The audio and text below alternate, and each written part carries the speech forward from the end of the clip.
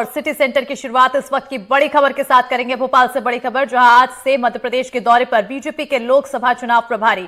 बताते चले कि भोपाल में प्रभारी डॉक्टर महेंद्र सिंह का 3 दिवसीय दौरा है। आज लोकसभा चुनाव को लेकर बुलाई गई बैठक में शामिल होंगे।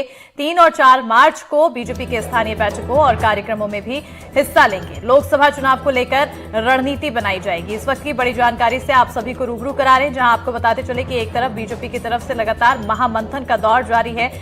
टिकटों को लेकर, टिकट के बंटवारों को लेकर लगातार बैठक की जा रही है।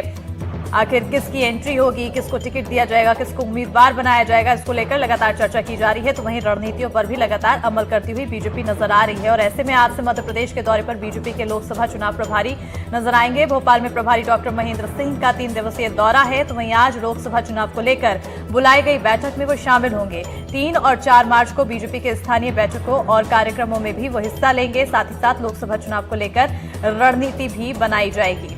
अमृतांशी लगातार हमारी सहयोगी जुड़ी हुई हैं, सीधा रुख करेंगे हमारी सहयोगी की। और अमृतांशी, अब बीजेपी लगातार अपनी रणनीतियों को अमल में लाने की कोशिश कर रही है। उम्मीदवारों को लेकर चर्चा लगातार जारी है, तो दूसरी तरफ आगे की भी रणनीति। बिल्कुल, देखिए चुनावी तैयारियों में बीजेपी 365 दिन रहती है और अब तो देखिए लोकसभा चुनाव है और 400 पार का नारा भी पार्टी दे चुकी है। उसको सफल बनाने के लिए तमाम तरीकों से कोशिशें की जा रही हैं।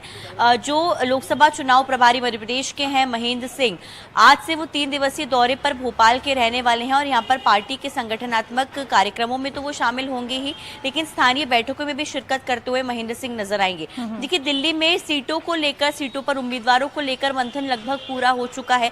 परसों भी देर रात अगर बात की जाए तो 4 बजे तक सुबह बैठक चली, जिसमें मध्य प्रदेश का नंबर 2 बजे आया था। और मध्य प्रदेश में ये माना जा रहा है कि लगभग 25 से 28 सीटों पर नाम फाइनल हो चुके हैं और करीब 15 से 20 सांसदों के टिकट जो सिटिंग सांसद हैं उनके काटे जा सकते हैं।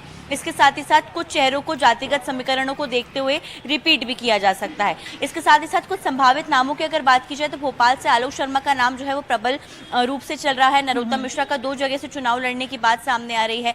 इसके साथ ही साथ प्रदेश अध्यक्ष वीडी शर्मा दोबारा से उनको खजुराहो से टिकट मिल सकता है, लेकिन अपनी वो सीट बदलना चाहते हैं। उनके पास फिलहाल अभी ये कहा जा रहा था कि दूसरी सीटों पर वो जा सकते हैं, विजय राघवगढ़ के आसपास। तमाम भोपाल सीट पर भी उनका नाम लगातार प्रबल रूप से सामने आ रहा था जब रायशुमारी जो है जब प्रदेश के पदाधिकारियों से की गई थी। आज जो है महेंद्र सिंह 3 दिनों तक कार्यक्रमों में तो शामिल होंगे ही, बैठकें भी लेंगे। इसमें तमाम पदाधिकारियों के साथ बैठक होगी कि कैसे केंद्र सरकार की योजनाओं को जमीनी स्तर पर पहुंचाना है।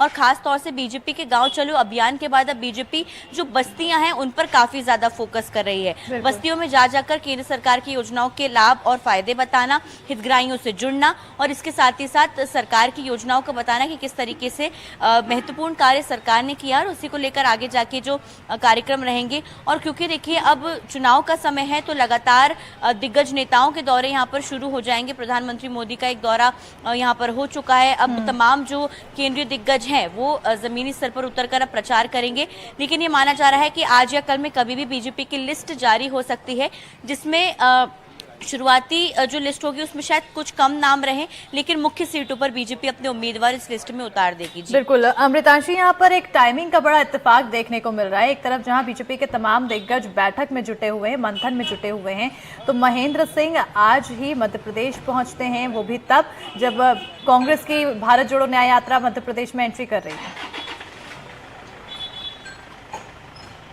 बिल्कुल, देखिए जाहिर सी बात है। और भारत जोड़ो न्याय यात्रा ग्वालियर चंबल बीजेपी ने जिसको अपना पिछले कुछ समय में जो है एक तरीके से गढ़ बना लिया, चाहे पिछले लोकसभा चुनाव से लेकर इस बार की विधानसभा चुनावों तक बात करें तो कहीं ना कहीं देखिए बीजेपी ग्वालियर चंबल में अपनी पकड़ को लूज नहीं करना चाहती है। और क्योंकि तमाम जो बड़े नेता हैं, चाहे ज्योतिरादित्य सिंधिया हो गए, नरेंद्र सिंह तोमर हो गए, तमाम बड़े नेता ग्वालियर चंबल क्षेत्र से आते हैं और यहाँ पर बीजेपी अपना दबदबा मजबूत रखना चाहती है।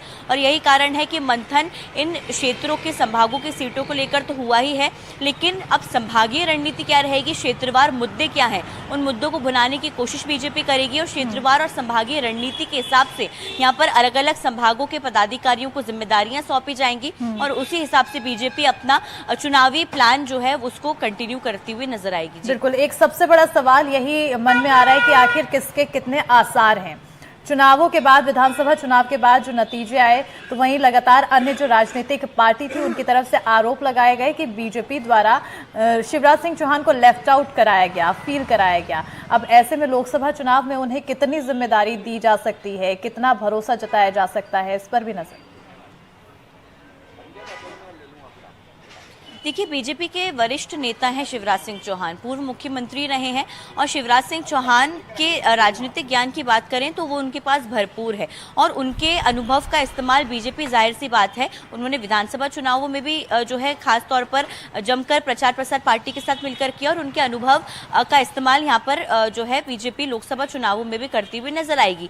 जिस तरह से कांग्रेस आरोप लगाती है, उन कांग्रेस के आरोपों को बीजेपी और शिवराज सिंह चौहान खुद कईयों बार नकार चुके हैं और हो सकता है कि शिवराज सिंह चौहान को विदिशा लोकसभा से चुनाव लड़ाने की तैयारी बीजेपी कर रही हो, क्योंकि कहीं ना कहीं शिवराज सिंह चौहान लगातार अलग अलग दौरे पर तो रहे ही हैं, लेकिन इसके साथ उनका जो जमीन से जुड़ा रहना जो है वो पार्टी के लिए बहुत ज्यादा फायदेमंद हमेशा से रहा है और शायद यही वजह है कि इस बार बीजेपी अपनी जो भी रणनीति है वो हमेशा से किसी से साझा तो करती नहीं है, लेकिन चौंकाने वाले फैसले जरूर देती है। जी बिल्कुल, क्या कुछ चौंकाने वाले फैसले होते हैं, इस पर नजर बनी रहेगी। बहरहाल बहुत बहुत शुक्रिया।